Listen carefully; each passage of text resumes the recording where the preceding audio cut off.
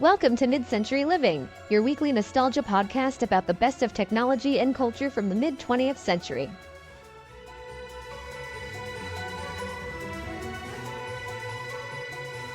Welcome back to Midcentury Living, the show where we talk all about the best of the mid-20th century and how to add vintage vibes to your modern life. We're your hosts, Jackie and Gonzalo. Thank you for joining us today. So today we are talking about weddings from the mid-century. But first, Jackie, how was your week?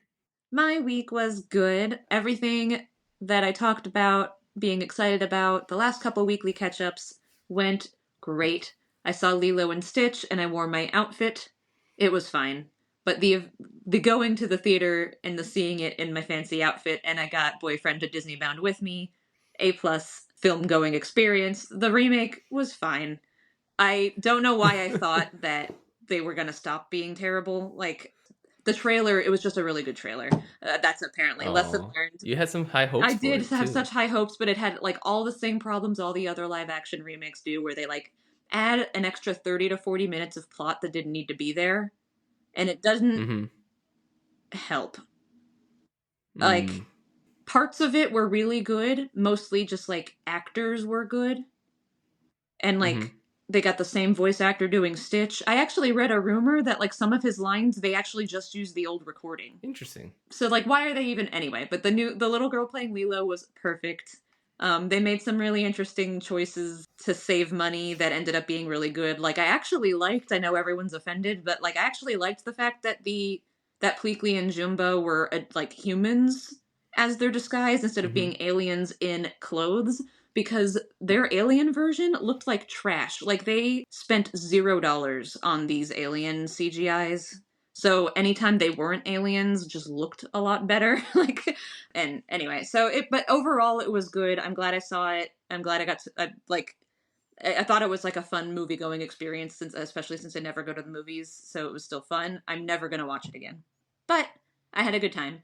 And then when my parents came to visit, everything that I was going to make was great. Everyone loved everything. The hot sandwich loaf that I said I was going to make, my dad said that recipe should be a keeper. So, nailed it. Wow, high praise from Dad. I know, so excited. It's great whenever he comes to visit, and like him and my mom have like such different reactions to all of my like 1960s nonsense that I'm doing. Like, he's totally like into all of the stuff. Like, he's like, oh man, my neighbors growing up had this credenza, and like he's like super into all of it. And then my mom's also a good sport, but she's not as like, yeah, look at this, whatever. But she did help me find my Lane Acclaim side tables on Marketplace, so they're both very supportive. But it's just funny, their reactions.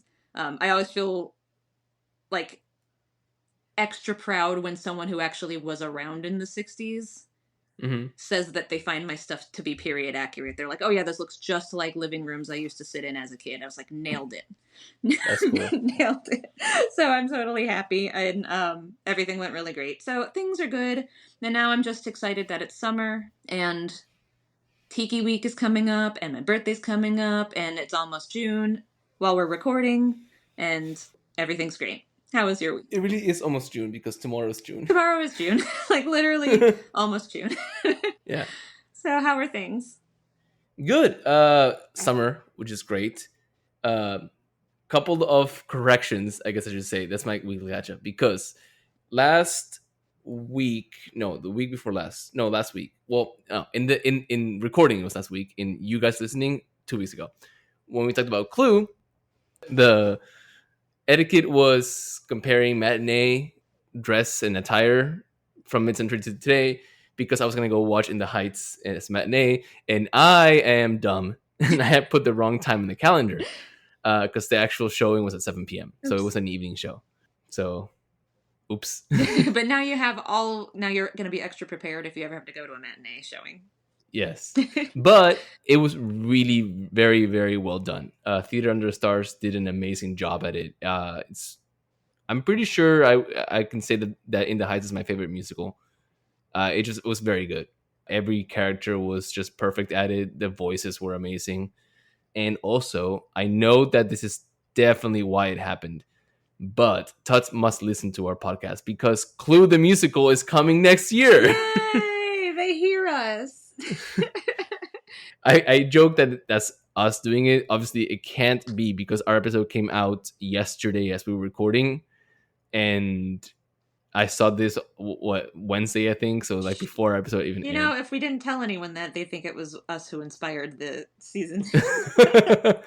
But I'm excited. Yeah, that's really cool. We have to go. Yeah. Other than that, adulting hit hard. I re-floored my house. Well, I didn't. I paid someone to do it. But yeah. So should we talk about why we're talking about weddings? Yeah, whenever you're ready. She is smiling.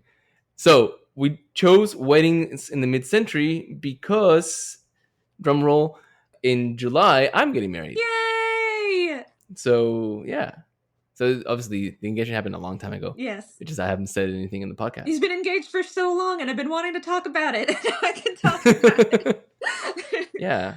I'm thrilled for you. So excited. Yeah. Thank you.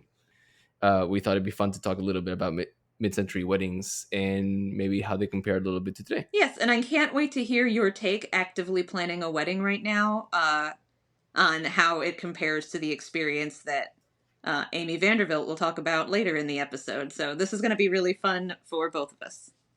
Yes. So, talking about wedding history, where should we start? Well, of course, I have to put my history hat on, and we're going to start talking about mid-century weddings by talking about the River Valley civilizations of about 4,000 years ago. Great. And I'll be brief. I just got to talk a little bit about pre-World War II weddings. And pre-World War II, I'm talking about like 2,000 years before, because weddings and unions have been kind of part of life and happening as long as people have been around.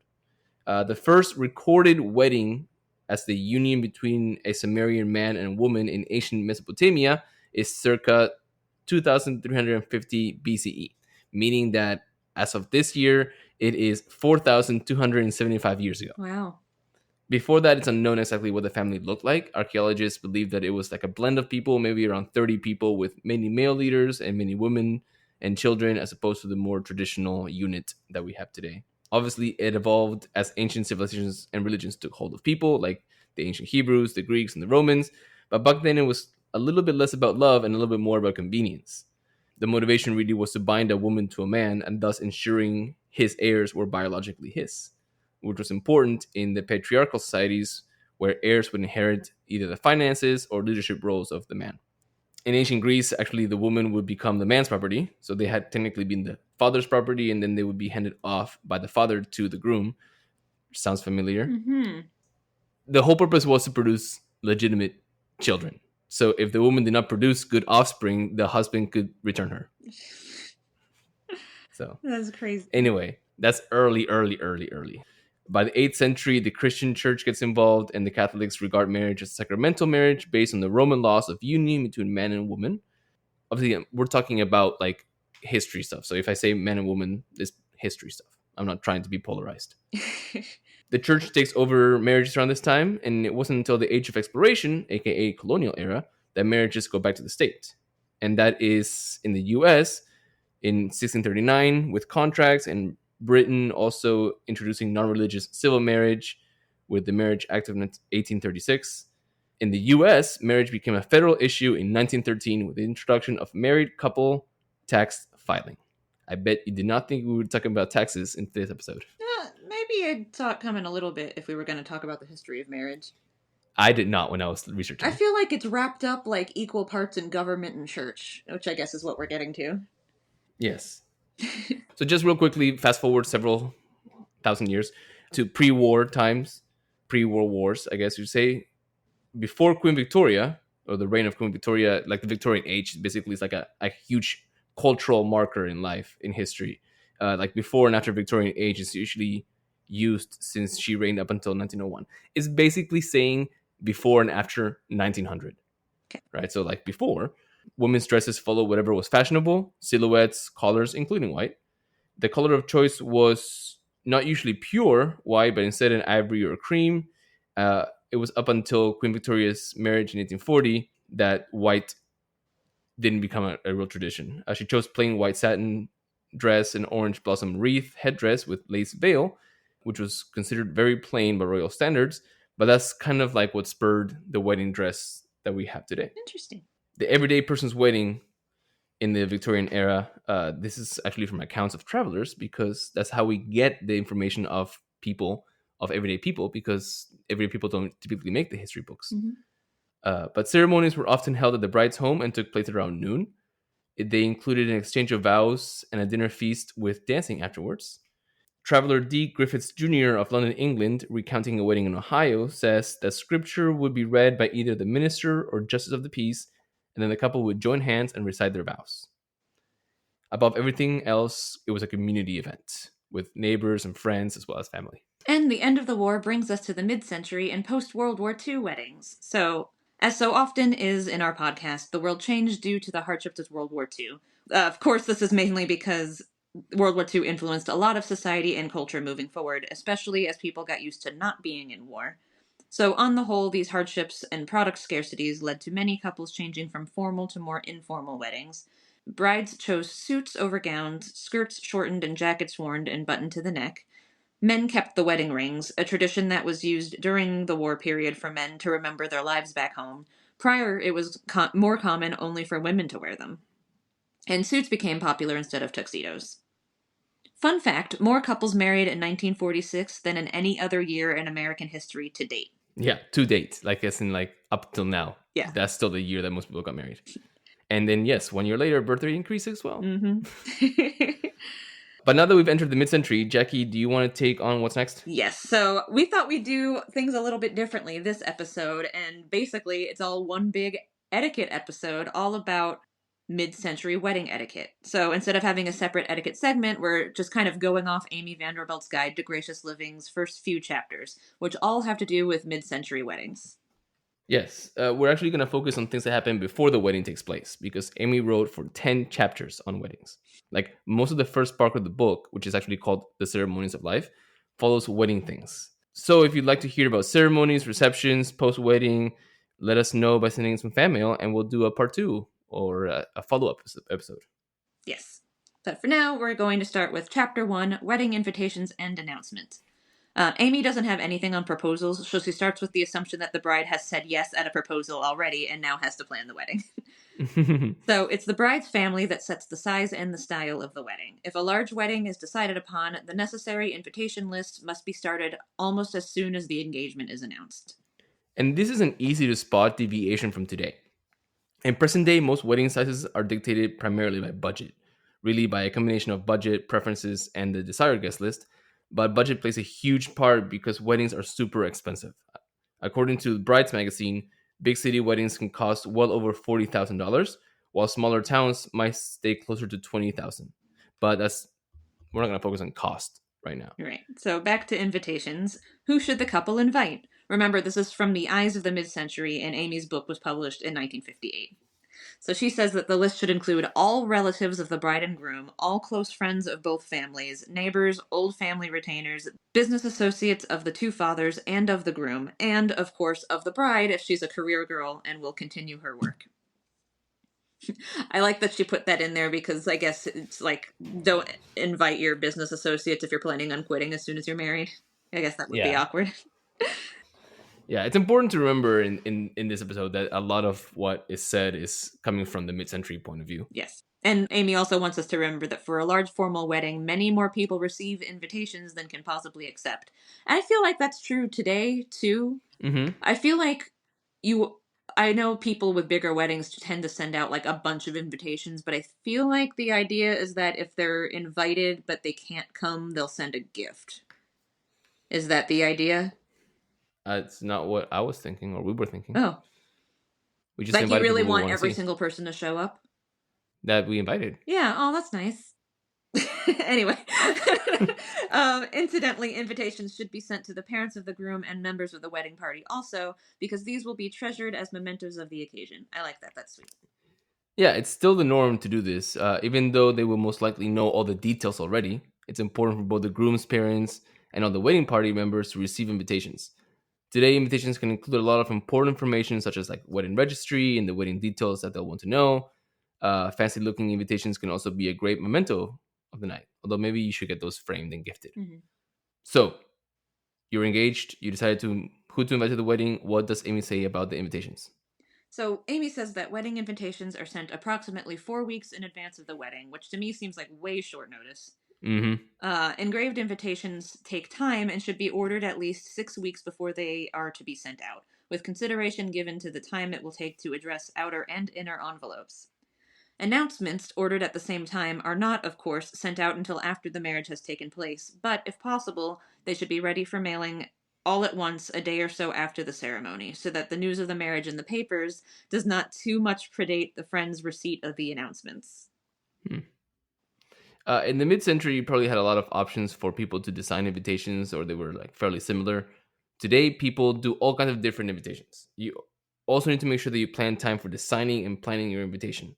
So while wedding websites handle all kinds of standard designs that you can use today, we opted for something more personal, so our invitations were designed by us. Yay! So basically, what I'm trying to say is like, don't forget to count in the time that it takes to get the invitations designed, printed, stuffed, all the stuff. Because she said 4 weeks before the wedding, but you can't start doing it 4 weeks before the wedding, or else it'll be the week of the wedding before you send them out. Yes, if you follow the mid-century etiquette, plan to send them 4 weeks ahead of the wedding. Give yourself a few weeks of designing and planning before. And you also need to know the time the wedding is happening at.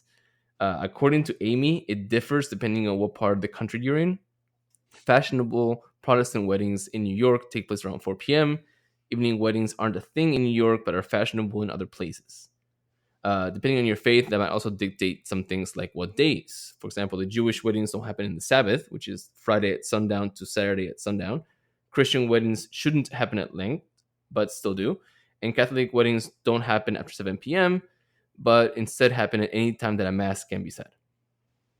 So the time and date goes on the invitation, and talking about wedding invitation design, how should you engrave or write the invitations, and what kind of stationery should you use? Amy is very strict about this. She says it's far better to write personal letters or inform your friends of your marriage by phone than to have your invitations and announcements printed instead of properly engraved. She says to do it right or don't do it at all. Hard disagree. Send invitations. Don't call it. Make it fancy. Amy says to use the best paper you can afford on your invitation and warns that people may inspect the invitation to see the name of the stationer embossed under the flap of the envelope and that it lends a certain cachet and costs nothing extra. Also, like, I don't get the, like, she says, like, better far to inform with, like, by phone. Like, No, she's saying that printed on stationery looks cheap and you might as well just make a phone call. Like, she wants you to have, like, formally engraved, like, etched into hard cardstock invitations for oh, the wedding, and if you can't afford to do that, then you should not do that. Like, if you're not going to do that, then don't send invitations at all. Just call your friends on the phone. Like, to me, this sounds I really get it. snobby.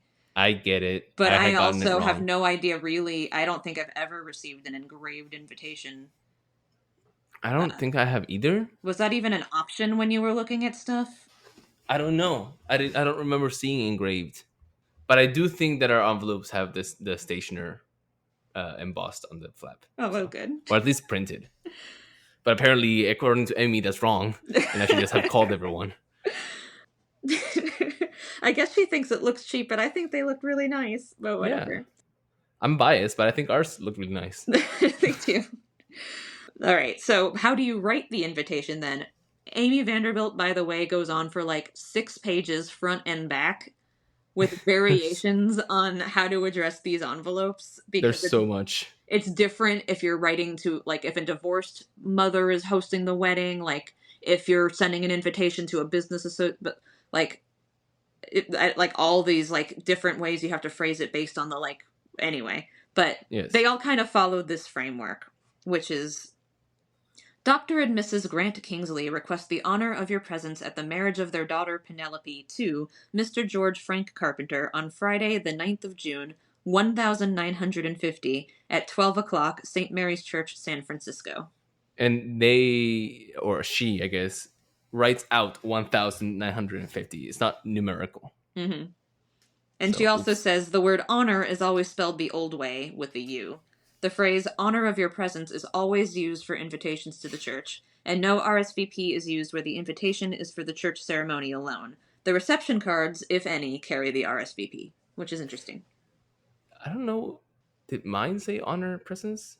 Well, yours isn't your parents' request. It's so she's saying it should be the bride's parents requesting the honor for their marriage of their daughter to this. Yours are Gonzalo and Kimmy are cordially inviting you to their wedding. Like, it's you two hosting this wedding. It's not her parents hosting this wedding. Is what I got from the. I did turn around and read your invitation again to make sure to see what you did. But Make sure I follow etiquette. It sounds like you and Kimmy are hosting the event. Maybe we should have read this chapter before we send out invitation. Well, because that's the thing, is the reason why she goes on for 6 pages is because the parents are supposed to be giving it's the parents' party for their daughter. Like, the daughter's doing the planning, but the way the invitation is phrased is like, Mr. and Mrs. Blank request the honor of your presence at the marriage to their daughter. And that's why she goes on to, like, so if your parents are divorced, then the mother says, like, Ms. blah, blah, blah requests the honor of your presence for her daughter, because there's no Mr. in the picture anymore. And, like, there's, like, all these different... It is a lot. I thought this was the most ridiculous section of the chapter, to be honest. Yep. But stamps are important too. Invitations should require first-class postage, and also make sure that they're not placed haphazardly on the envelope. We actually went with like self-stamping, so like we stamped all of them in, because they're heftier, because they weigh a little bit more than just a regular letter. We had to do multiple stamps. we went to like 3 different post offices looking for the double stamp that costs twice as much as a regular stamp. And we found they all like, we don't do this. Oh, we don't do this. And no one does self-canceling, which I'll explain in a second. And then we finally got to like the 3rd place, and the lady that was working there goes, "Oh, I only have 1 book of the big stamps, but you can just use 2 stamps instead." And we're like, "Well, which place number 1 has said this?" Oh, you didn't know? So you were going... Oh, I thought you just wanted to do a double stamp because it was classier looking. No, we wanted to do the big stamp. So we but finally like, you found didn't know that using 2 stamps was an option? I thought you were going through all these lengths to just avoid using 2 stamps. No, we were going through all these lengths because we wanted to self-cancel. And as we're going to different places, we're asking about stamps as well. So in modern day, when you send a letter through the post, like, it goes through a machine that scans it and then like stamps the stamp so that it gets canceled, so it doesn't get used again, which is the whole point of stamps being canceled. Machine cancels it and puts a little ugly like black stamp on it. Or you can get self-canceling, in which either you or the postman cancels them by hand with a stamp, which looks classier and nicer, and also prevents the envelope going through a machine. And because our envelopes have a wax stamp on the back, we were afraid that would get damaged. So we finally found a place that would do self-canceling. Wow. Long story short, go self-cancel. It looks nice. It does look nice. It did look nice. And the wax seal made it intact, and it looked great. Good. So we've mentioned announcements a couple times already. Today, couples usually send announcements in the form of save the dates as a prelude to the invitation. It's kind of like saying, hey, hold this date, details to follow, to potential guests. In the mid-century, though, wedding announcements were something different. Wedding announcements are sent only to those not invited to the wedding and are mailed the day of the wedding so that they are received the following day. They read, Dr. and Mrs. Grant Kingsley have the honor of announcing, or have the honor to announce, the marriage of their daughter Penelope to Mr. George Frank Carpenter on Friday the 9th of June, 1950, must give the year, St. Mary's Church, optional to mention, San Francisco. So basically it's the same kind of addressing the envelope, but this is just to everybody else, I guess, so they get the written card before they read it in the paper. Yep. So you've gotten engaged, you've come up with a guest list, you've sent out invitations to the lucky ones, and have planned announcements for the rest, and what happens now? Are you ready to be married just like that? No, you have to plan and arrange a wedding. Amy has a whole chapter on mid-century wedding planning titled Arranging the Wedding. Sassy Amy brings us this great quote in the preface of this chapter. Quote, an elaborate wedding should have professional management if possible, so the wedding day doesn't arrive with the bride harassed and tearful and the groom wondering why he ever consented to such a thing. Amy's good advice. Sassiness is like the best. Once you've selected a church for the ceremony, plan how to decorate it. Decorations in the church may be limited to suitable altar flowers where decorating of the altar flower is permitted for a small wedding, or may be extensive and expensive. Sometimes only the aisle posts on the reserved pews are decorated, even for very formal weddings. The church aisle is often carpeted by the florist when he decorates the church, or immediately before the procession starts and after the bride's mother is seated, and no one should be admitted after she starts down the aisle. 2 ushers starting in either direction roll a canvas covering down the aisle. This serves as a protection to the bride's train and is left down until all the guests have left. The florist or whoever furnished it removes it. Choosing the music is also very important. For us, it was a big part of our decision making because we both value music and the role it can play in creating emotion as well as connection. In the mid-century, it was considered necessary to discuss wedding music with the officiating clergyman and the church's music director, as various rules apply. This is still a thing in modern day. The Lohengrin wedding march is traditional and the processional. The thrilling Here Comes the Bride, that's what it is, with the Mendelssohn March from Midsummer Night's Dream for the recessional. Of course, today these are still common, but many couples opt for modern music or even choreographed entries. During the entrance of guests, most churches permit a wide range of music, but it is best to keep to the accepted classics to avoid sentimental popular music that may take away from the dignity of the occasion. Accepted classes. I typoed. I like it. I caught it before I said it, though. Yeah, you did. I noticed. Amy also has rules about when the bride should and shouldn't take photos. Formal photographs, according to the mid-century, of the bride in her bridal costume are rarely taken the day of the wedding, but instead after the final fitting of her gown. If they are needed for newspaper reproduction, it is preferable that they be furnished well in advance of the wedding day. A bride should avoid heavy makeup and for her photographs especially, omit eyeshadow, mascara, and dark lipstick. Of course, this is a pretty big deviation from modern day weddings. Sure, brides may take photos with their gowns, but more often than not, photographs for announcements are of the couple looking nice, not really wearing like wedding regalia. It is also very common and a huge part of the day to have a photographer and highly organized photo sessions, usually between ceremony and reception, in the modern day wedding. Yeah, I feel like people these days do both. Like I've heard, women still do bridal portraits, yes, park somewhere before their wedding. But like if they want a picture in their dress with their husband, they have to wait till they get married because otherwise you can't see the dress. Yeah. So what about wedding parties? Wedding parties are made up of the attendants or those who help to plan the wedding, and usually are a group of bridesmaids and groomsmen. This actually is a practice that is not too old, just back to the Victorian era. Gonzalo, have you ever been in a wedding party? Yes, I've been on several wedding parties. I have been groomsman for several people. I've even been a bridesman before. Yeah, that's It's true. actually Hey, pretty Emily. common today. Hi, Emily. Yeah, that's true. You listen to our show. Actually, most of the people who have been in wedding parties listen to the show. What about you? I have also stood up at 3 weddings, but anyway. But that is a great transition into the etiquette for such things, because Amy Vanderbilt even says that the bride usually chooses a sister as maid or matron of honor, or if she has none, she'll choose a close friend. She may have both a maid and matron of honor.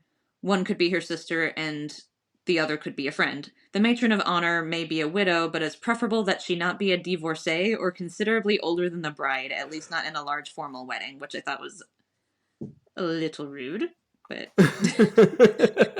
If the bride chooses to have both maid and matron of honor, she assigns one of them to hold her bouquet during the ceremony and to adjust her veil as she goes down the aisle in the recessional. Bridesmaids, who may be young matrons, are chosen from among the bride's close friends and should not be older than she. Again, weird. Like, why does it matter? Anyway, there's occasionally a place in the wedding party for a girl between the ages of 10 and 14. She is known as the junior bridesmaid or maiden of honor. Where there's no maid or matron of honor and only a maiden of honor, the latter may perform the duties of the bride's chief attendant. And the groom also gets a party. And then also gets a wedding party. The groom chooses his ushers and best man. The best man is usually a brother, if he has one, and if there isn't too great of a difference in age. If a brother does not serve, the groom's closest friend does. His ushers should be chosen from among his intimate friends. As once asked, a man cannot refuse such an honor except for a serious reason. Today, the ushers are known as groomsmen. Although at a small wedding, the groom may do without ushers and the bride without bridesmaids, each must have one attendant to serve as a witness, so the best man and the maid or matron of honor are indispensable. In a big church, it is necessary to have enough ushers, more than bridesmaids, to seat the expected guests. Ushers seat only invited guests and do not permit outsiders to be seated until all expected guests are in place. They may be married or single, but it is unusual for a husband and wife to serve together, except at a double wedding where the first couple married may act as best man and matron of honor for the second. So, and I guess in the case that two couples get married on the same day to save costs. When married men act as ushers or matrons act as bridesmaids, their husbands and wives must be invited to the wedding, but they need not be asked to sit at the bridal table, which is officially only for bridal party and even excludes the parents of the couple. The best man is the advisor, messenger, valet, secretary, and general factotum to the groom. He takes him firmly in hand for the very start of the preparations for the wedding, seeing to it that he is fitted for his wedding clothes, and he confers with the bride on the needed flowers for ushers, for her bouquet, and his boutonniere. He rounds up the ushers for rehearsal and sees that it goes off according to schedule. Schedule? No, you Why could was have I just British? gone with it. I don't know why you're English now, but that's fine. He remains with the groom all day before the ceremony, traditionally even rousing him in the morning. The best man sees that the marriage license is in the groom's pocket and the wedding ring safely on his own little finger on his or in his vest pocket. After the ceremony, the best man joins in the processional, escorting the maid or matron of honor. So on the day of, there should be a highly choreographed dance called Transportation to and from the Church. Bridesmaids always meet at the home of the bride before going to the church. They may dress there if that seems advisable, or arrive dressed. Here they receive their bouquets, and should all be assembled a full hour before the ceremony to aid the bride in her dressing and her mother with the last-minute preparations for the reception. The mother of the bride, riding alone or with one or two bridesmaids, leaves the house first, followed by the bridesmaids and maid or matron of honor in hired limousines or their cars. The bride, with her father, always rides in a special car, whose driver or chauffeur wears a white boutonniere. The car's tires, if not white-walled, are freshly whitewashed, which is weirdly specific. Amy recommends that you make arrangements beforehand with local police or uniformed attendants to keep traffic in order at a large wedding. While all cars arrive at the church and promptly park, the bride's car remains in front of the church, just where it dispatched her and her father, until she re-enters it with the groom. And now for the best part, what's everyone wearing? So for a formal winter wedding, the bride wears a full-length bridal gown in a variety of possible materials: satin, velvet, taffeta, chiffon, tulle, and lace. All of them, except for the velvet, can also be worn for a summer wedding. A formal wedding gown is usually white or ivory. A fingertip veil is often used on even the most formal gown, but a veil may be dispensed with entirely so long as the bride wears a flower circlet on her head, which is cute. A wedding gown should follow a certain decorum neckline, conservative, and sleeves preferably long.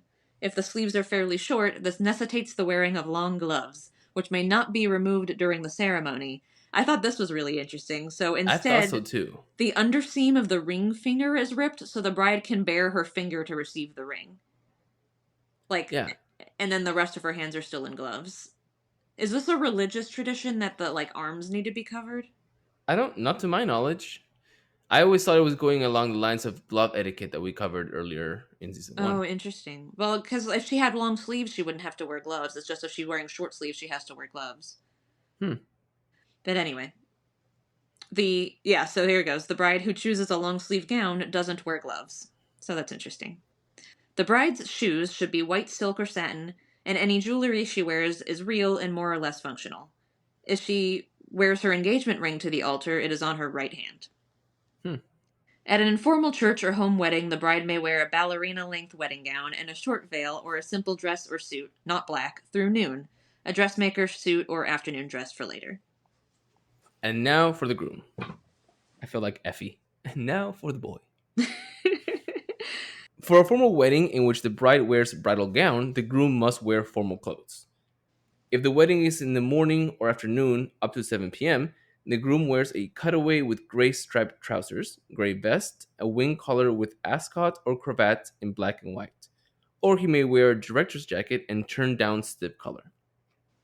He also wears black shoes with black soles, and these soles are usually blackened by the shoemaker so they will not be noticeable when the groom kneels.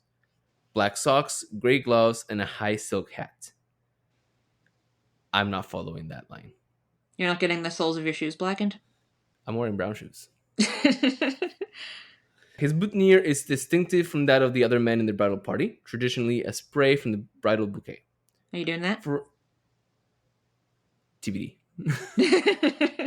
For an informal morning or afternoon wedding, when the bride wears a veil, the groom wears a single or double breasted Oxford grey coat, striped trousers, a white shirt with stiff collar, a grey tie, black shoes and socks, a black or grey felt, and a distinctive white boutonniere.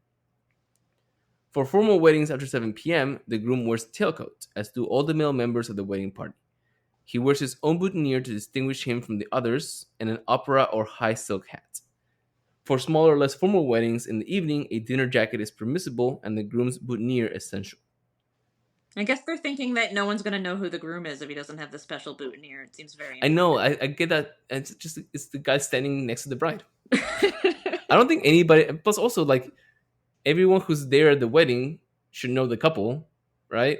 I guess you know what? That's not necessarily true because if you're like if you're going as a date to a wedding and that date is the person who's been invited and they know the couple, but you may not know the couple much, or maybe know the bride if your date is friends with the bride, then you wouldn't know what the groom looks like. So maybe that makes sense. Yeah, Actually, now that I and think back about it. then they didn't include photos on the invitations like people do now with the save the dates. So True. yeah, maybe that is good advice. If the bride wears street clothes for an evening wedding, the groom wears a dark business suit with black shoes. If the bride wears dinner dress, then the groom wears tuxedo. Basically, grooms just wear something to match the style and formality of your bride, or have her pick out and tell you what to wear. So, what about the guests? When the groom wears formal day or evening wear, the fathers of the bride and groom dress as he does, as do all the male members of the wedding party. For a formal evening wedding, women members of the wedding party wear evening length dresses, and mothers of the bride and groom wear dinner or evening dresses in any color but black, red, or possibly green, which by some is considered unlucky at weddings. Yeah, why? Well, I always heard that if you wear black to a wedding. I'm in the green Oh, yeah. or red. Yeah, I haven't heard anything about green or red. I've heard about black at a wedding, but I've never heard about green or red. What's the black thing? Apparently, if a female wears black to a wedding, it's supposed to be a sign that she's mourning the loss of the groom, Oh, like in a but dirty way. I don't know. oh, I don't know. Which is a shame because black's a like really good formal color, but apparently you're not supposed to wear black to a wedding because it's supposed to be a symbol to all the other girls that like. So even guests can't wear Yeah, black to no, the wedding? guests can't, especially guests. Cinefilos Yeah. Lovegood, though, says wear yellow because it's something. I forgot what. Lucky? That sounds right. Yeah. At a formal evening wedding, men related to the family wear white tie, as do many older men, but as usual for young men to wear dinner jackets if they are not actually in the wedding party. Harking back to a couple of episodes ago where I said if I win the lottery, I would become the eccentric billionaire that lives an Edwardian lifestyle. Mm-hmm. I would make, if I was getting married in that situation, it would be a like top hat and coat situation. It sounds like she's encouraging top hats. She says high silk hats an awful lot, but that's for 7 p.m. weddings, and you're not getting at 7 p.m., so you're not getting married at 7 p.m., so you don't have to wear the hat. It's a shame. Now I kind of want to. I know, like, but just get the hat anyway. No, and that was it. That is the mid-century wedding planning and outfit making anyway, according to Amy Vanderbilt. There is a lot more to weddings in the mid-century, however, so remember, if you want to hear more about this topic, let us know and we can cover everything from the ceremony to the reception, from weddings at home versus elopements, and even what wedding gifts to get the lucky couple. But this kind of puts us on the spot because this is where we usually do a connection to today. But since we've been kind of doing that throughout, Gonzalo, any last-minute thoughts on mid-century weddings? I guess surprised, not surprised about this. There's so much from the mid-century and maybe even before that is still being done today. Like I love like one of the reasons why I like history when I teach why I teach history is the tradition, the reason why we do things is not a randomly decided thing in the moment. There's like always a backing for it. Like things are done this way because they were done that way before, and that was for a reason. Now the reasons may change, but we do it to honor the past because we can't be who we are if we don't honor the past, the good and the bad, right? And that's a history lesson for you. But there's so much from mid-century wedding that we covered today that is still happening today. Like, and you do it because that's what wedding traditions are, and I feel like it's very important to maintain traditions. Here, here. So, and like we're doing a lot of like in our wedding, there's a lot of like Argentine traditions as well because I'm from Argentina. Oh man, you should have included some of that. Or will that be a surprise for later? Is there anything that deviates? Because this kind of, to me, feels like it doesn't feel very mid-century. It sounds very just traditional. So like it sounds sort of like she's explaining the way that weddings have always been. Yeah. Like I'm not getting particularly 50s vibes from this chapter. Like it could be the same etiquette from a like. I think there's a lot of things that she's like, it has to be done this way. Like for example, the invitation labeling. That feels very traditional, very 1950s, maybe even earlier to me than it does today. So like I do that get exactly like that to me sounds like that's the way it's always been done. So she's explaining to somebody trying to get married in the 50s that this is the way it's already done. Yes, but from the 2025 point of view, to me it does feel old, mid-century. Well, yeah, it feels old because it's a little bit more formal and structured than it is today. You'll have to find out if we deviate. Well, we usually have an etiquette segment, but since the whole episode is been an etiquette segment essentially, Jackie, what do we have for discussion today? So our instead of an etiquette segment, it's more of an announcement. So we've reached the end of our season again, just like last year. We're taking a bit of time in the summer to reset and relax, and for Gonzalo to get married. Woo! So to make sure we're good to go with interesting topics to come your way in the fall, we're just going to take some time to regroup. Yep. So starting with this episode, we are officially starting our break, and we will return with new episodes on August 8th. Yes, but make sure you've subscribed because there will be things coming during the break in our feed. We'll have our From the Archives episodes and also some good Instagram posts.